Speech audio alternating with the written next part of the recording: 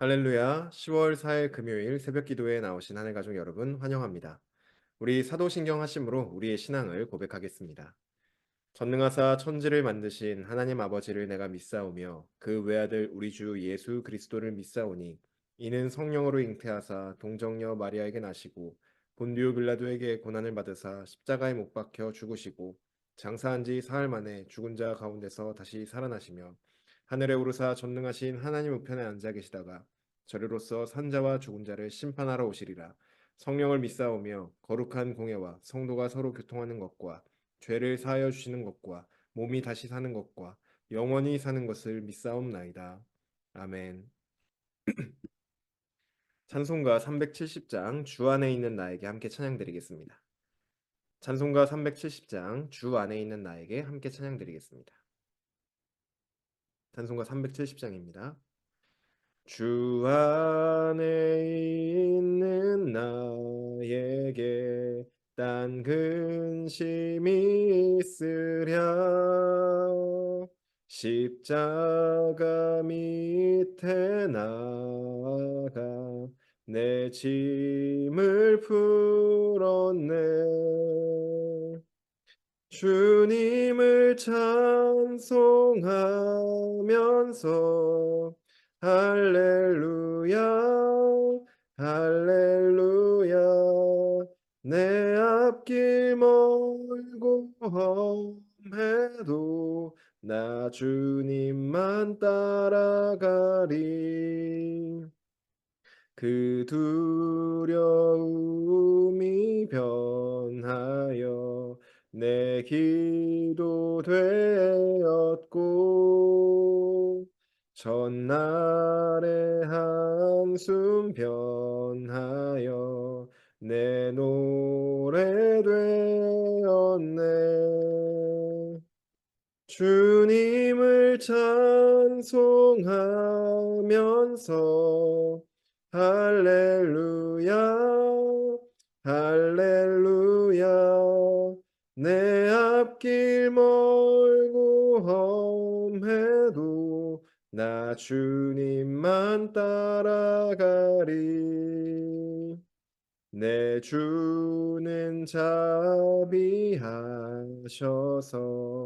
늘 함께 계시고 내 궁핍함을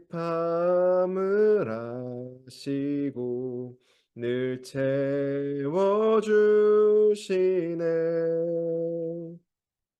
주님을 찬송하면서 할렐루야 할렐루야 내 앞길 멀고 험해도 나 주님만 따라가리 내 주와 맺은 언약은 영불변하시니 그 나라 가기까지는 늘 보호하시네 주님을 찬송하면서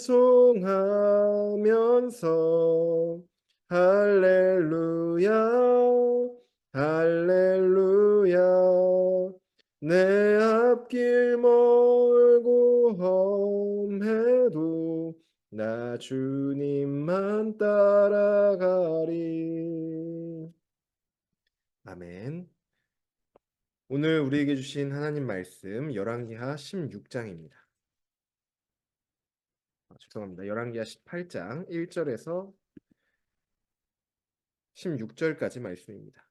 열왕기하 18장 1절에서 16절까지 말씀입니다. 제가 가지고 있는 성경 구약 성경으로 593쪽에 있습니다. 열왕기하 18장 1절에서 16절까지 말씀입니다. 다 찾으신 줄로 알고 오늘 우리에게 주시는 하나님 말씀 함께 합독하도록 하겠습니다. 1절입니다. 이스라엘의 왕 엘라의 아들 호세아 제3년에 유다 왕 아하스의 아들 히스기야가 왕이 되니 그가 왕이 될 때의 나이가 25세라 예루살렘에서 29년간 다스리니라 그의 어머니의 이름은 아비요, 스가리아의 딸이더라. 히스기야가 그의 조상 다윗의 모든 행위와 같이 여호와께서 보시기에 정직하게 행하여 그가 여러 산당들을 제거하며 주상을 깨뜨리며 아세라 목상을 찍으며 모세가 만들었던 놋뱀을 이스라엘 자손이 이때까지 분양하여 향하여 분양함으로 그것을 부수고 느후수단이라 일컬었더라. 히스기야가 이스라엘 하나님 여호와를 의지하였는데 그의 전후 유다 여러 왕 중에 그러한 자가 없었으니 곧 그가 여호와께 연합하여 그에게서 떠나지 아니하고 여호와께서 모세에게 명령하신 계명을 지켰더라. 여호와께서 그와 함께 하심에 그가 어디로 가든지 형통하였더라. 저가 아수르 왕을 배반하고 섬기지 아니하였고 그가 블레셋 사람들을 쳐서 가사와 그 사방에 이르고 망대에서부터 견고한 성까지 이르렀더라. 히스기야 왕 제4년 곧 이스라엘의 왕 엘라의 아들 호세아 제7년에 아수르의 왕 살마네셀이 사마리아로 올라와서 애워쌌더라. 3년 후에 그 성읍이 함락되니 곧 히스기야 왕의 제6년이요 이스라엘 왕 호세아의 제9년에 사마리아가 함락되매 아수르 왕이 이스라엘을 사로잡아 아수르에 이르러 고산 강가에 있는 할라와 하볼과 메대 사람의 여러 성읍에 두었으니 이는 그들이 하나님 여호와의 말씀을 듣지 아니하고 그의 언약과 여호와의 종 모세가 명령한 모든 것을 따르지 아니하였음이더라. 히스기야가 왕 제14년에 아수르의 왕 사네립이 올라와서 유다 모든 견고한 성읍들을 쳐서 점령하매 유다의 왕 히스기야가 라기스로 사람을 보내어 아수르 왕에게 이르되 내가 범죄하였나이다 나를 떠나 돌아가소서 왕이 내게 지우시는 것을 내가 당하리이다 하였더니 아수르 왕이 곧 은 300달란트와 금 30달란트를 정하여 유다 왕 히스기야에게 내게 한지라 히스기야가 이에 여호와의 성전과 왕궁 곳간에 있는 은을 다 주었고 또 그때의 유다 왕 히스기야가 여호와의 성전 문의 금과 자기가 모든 기둥에 입힌 금을 벗겨 모두 아수르 왕에게 주었더라. 아멘. 기도드리겠습니다. 사랑의 하나님, 지난 한 주도 주님의 은혜로 우리를 지켜주시고 늘 우리와 동행하여 주시니 감사합니다. 오늘도 이 시간도 우리와 동행하실 하나님을 의지하며 주님 앞에 나아가 주님을 예배합니다. 하나님 우리가 드리는 마음의 예배를 받아 주시옵소서. 또한 하나님과 함께할 때 주님이 주시는 그 형통함이 우리 삶 가운데 넘쳐 흐르길 원합니다. 하나님 말씀하여 주시고 우리가 그 말씀대로 살아갈 수 있도록 은혜 내려 주시옵소서. 오직 주님의 말씀만 바라보며 주님만 의지하는 우리가 될 수 있도록 주여 붙들어 주시옵소서. 하나님 우리가 살아가다 보면 우리에게 어려운 일이 닥칠 때가 있고 하나님이 아니라 다른 것들을 향해 눈을 돌릴 때도 있습니다. 하나님 이러한 우리의 마음을 붙들어 주시고 우리의 시선과 우리의 마음이 오직 하나님만을 향하는 시간이 될 수 있도록 주여 붙들어 주시옵소서. 주님이 하실 일을 기대하며 주님을 찬양하며 나아갑니다. 주님만 홀로 영광 받아 주시옵소서. 감사드리며 예수님의 이름으로 기도드립니다. 아멘. 할렐루야. 오늘 우리 함께 읽은 본문으로 하나님 말씀 함께 나누고자 합니다. 네, 우리가 흔히 아는 말 중에 끝까지 포기하지 말아라. 이런 표현이 우리가 살면서 한 번쯤은 들어본 표현이 있습니다. 이 말은 주로 힘든 상황에 처한 사람들에게 용기를 주고자 할 때 쓰는 말이죠. 그런데 끝까지 포기하지 마라. 이 말은 단순히 이 세상에서만 적용할 수 있는 말이 아니라 우리의 신앙생활에서도 똑같이 적용할 수 있는 말입니다. 우리가 살아가다 보면 우리의 믿음과는 상관없이 우리가 예상치 못한 어려운 일들이 우리의 인생에 찾아올 때가 있습니다. 그럴 때 우리는 하나님을 의지하며 그 어려운 시간들을 이겨낼 수 있죠. 하지만 문제는 무엇이냐면 우리가 마주한 그 문제가 생각보다 크고 또 쉽게 해결되지 않을 때는 우리가 하나님만 의지하는 것을 점점 어려워하기 시작한다는 것입니다. 다시 말해서 하나님만 의지하기를 포기하게 된다는 것입니다. 여기서 하나님만 의지하기를 포기한다라고 말을 하니까 막 하나님을 부정하고 이렇게 느껴질 수도 있는데 하나님만 의지하기를 포기한다는 것은 하나님을 아예 떠나거나 부정한다는 의미가 아닙니다. 하나님을 여전히 믿고 있고 여전히 의지하지만 동시에 하나님이 아닌 다른 대안을 찾기 시작한다는 것이죠. 하나님만 의지하지 않는다는 것입니다. 우리는 문제의 크기가 커지면 커질수록 이처럼 하나님만 의지하기보다는 눈에 보이는 다른 해결책을 찾기 위해 분주해지기 시작합니다. 이것이 바로 하나님만 의지하기를 포기하게 되는 순간인 것이죠. 오늘 우리가 함께 읽은 이 본문에도 자신이 감당할 수 없는 큰 문제 앞에서 하나님만 의지하기를 포기한 사람이 나옵니다. 그는 유다의 왕이었던 히스기야입니다. 오늘 본문을 우리 함께 살펴보면서 하나님만 의지하기 힘들어하는 우리에게 주시는 하나님의 말씀을 함께 듣고자 합니다. 먼저 본문 1절부터 8절을 보시면 히스기야가 어떤 왕이었는지 알 수 있습니다. 그는 이전 왕들과는 다르게 다윗의 모든 행위와 같이 여호와께서 보시기에 정직하게 행하였습니다. 그는 여러 산당들과 우상들을 다 제거하였고 백성들의 마음을 빼앗고 있는 모세가 만든 놋뱀도 다 제거하였습니다. 히스기야는 백성들이 온전히 하나님만 바라보며 하나님만 의지할 수 있도록 한 것이죠. 그리고 자기 자신도 하나님만을 의지하였습니다. 그래서 5절부터 보시면 히스기야가 하나님을 의지하였는데 그의 전후로 유다의 여러 왕 중에 그런 사람이 없었다 이렇게 말을 합니다. 그 정도로 하나님을 신실하게 의지하였다는 것이죠. 이어서 6절에는 그는 여호와께 연합하여 하나님께로부터 떠나지 않고 하나님의 말씀을 지켰다고 말을 합니다. 여기서 하나님과 연합했다는 것은 하나님께 자신의 마음을 완전히 다 드렸다는 표현입니다. 정리를 해보면 히스기야 왕은 하나님께 모든 마음을 드리고 하나님만 의지하며 하나님의 말씀을 지키는 사람이었습니다. 하나님께서 보실 때 얼마나 기쁘셨을까요? 그래서 7절을 보시면 하나님은 그와 함께 하시며 그가 어디로 가든지 형통하게 하셨습니다.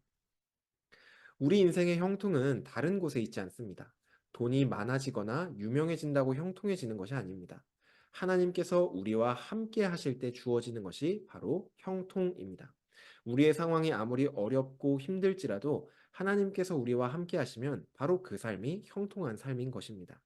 요셉을 보아도 알 수 있죠. 요셉이 애굽에 종으로 팔려가고 그렇게 했을 때 하나님께서 그와 함께 하시자 그는 형통한 자라고 말을 합니다.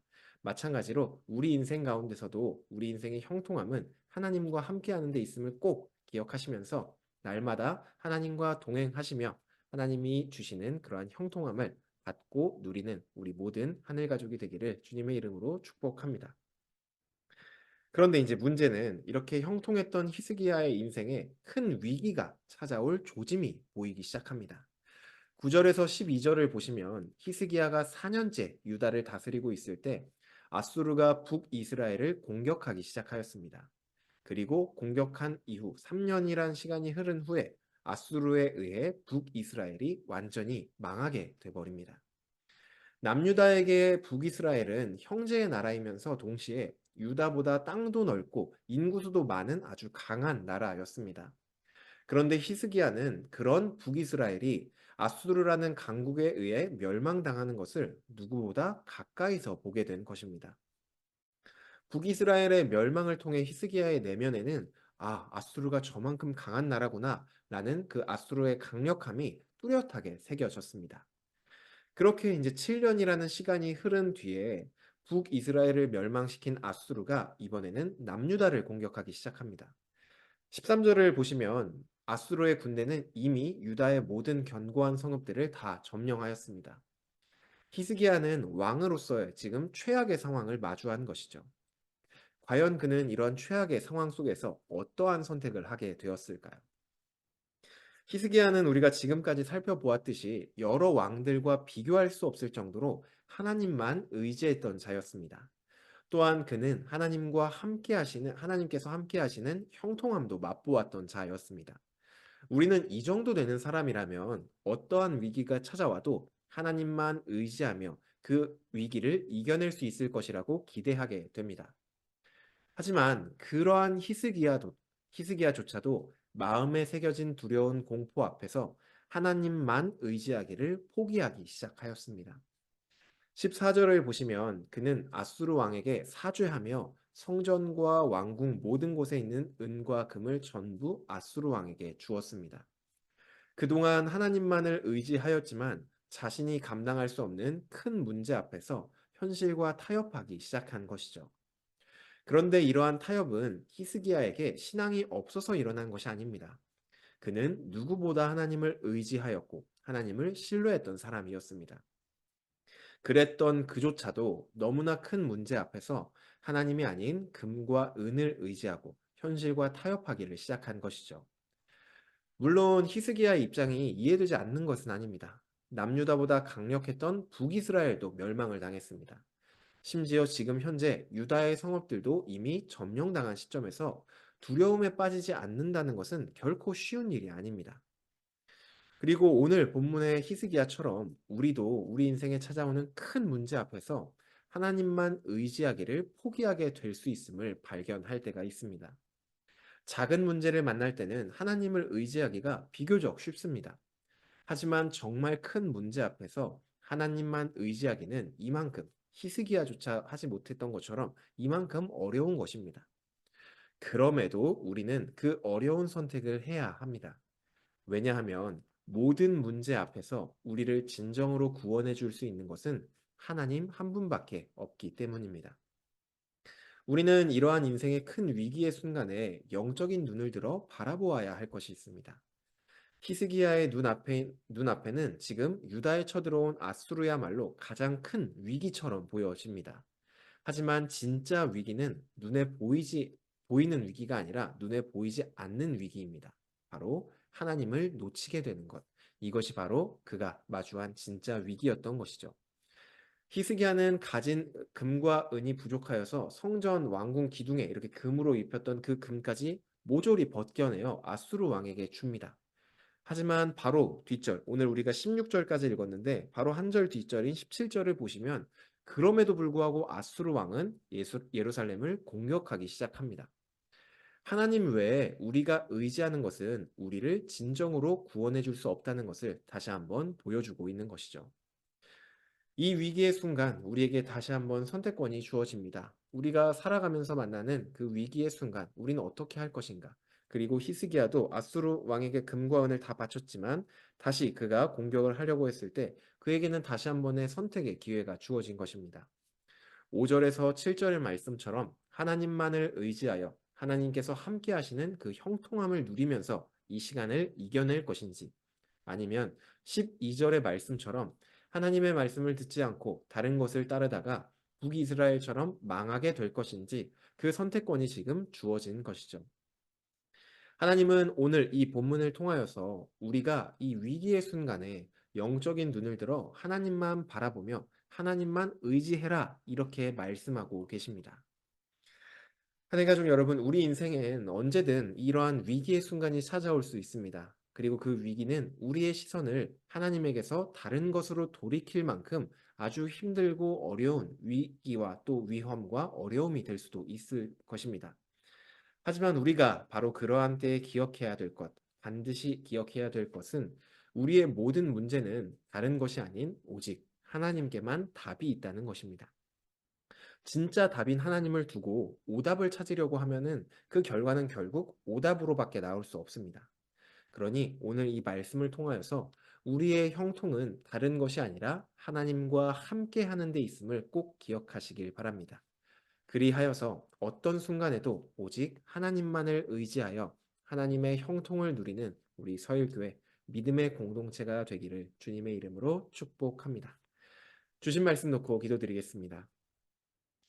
사랑의 하나님, 오늘도 우리에게 말씀하여 주시니 감사합니다. 주님, 우리가 살아가다 보면은 작은 문제 앞에서만 하나님을 의지하고 나아가는 것이 아니라 정말 우리가 감당하지 못할 너무나 큰 문제, 큰 위협 앞에서 하나님을 믿고 의지할 수 있도록 주여 우리에게 담대함과 믿음을 허락하여 주시옵소서.